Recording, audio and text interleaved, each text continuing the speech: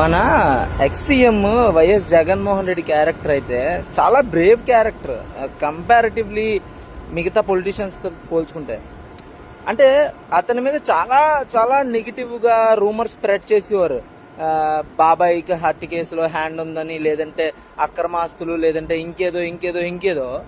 Next ఇప్పుడు కూడా ఏదైనా మాట్లాడితే ట్రోల్ చేయడం, ఏదైనా మాట్లాడితే 11 అనే ఒక ఫిగర్ పట్టుకొని చాలా ట్రోల్ చేసేవారు. కానీ అతని క్యారెక్టర్ అయితే బ్రేవ్. రీసెంట్గా జరిగిన ప్రెస్ మీట్లో కూడా నేను ఇప్పటికీ ఒక్కడనే వస్తా,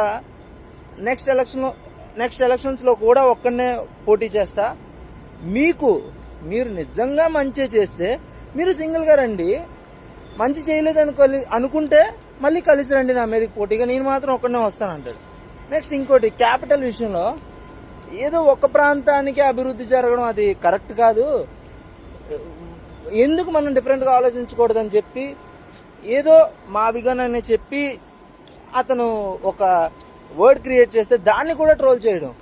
సో ఇప్పుడు కూడా రీసెంట్ మన ప్రెస్ మీట్లో నేను ఇంకా దాని మీద స్టాండ్ తీసుకొని ఉంటాను. నెక్స్ట్ ఎలక్షన్లో నేను అలాగే అందులో నేను క్యాంపెయిన్లో కూడా అదే మాట్లాడతాను. చూడండి, మరి ఆపి చూడండి, ఎవరు స్ట్రెంత్ ఏంటో తెలుస్తుందని సింపుల్గా చాలా ధైర్యంగా చెప్పాడు. క్యారెక్టర్ చాలా గ్రేట్ అప్ప.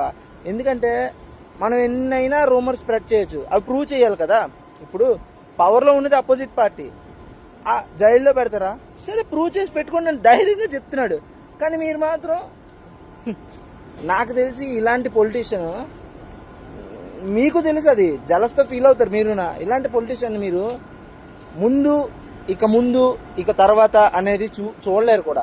చాలా మంచి చేశాడబ్బా.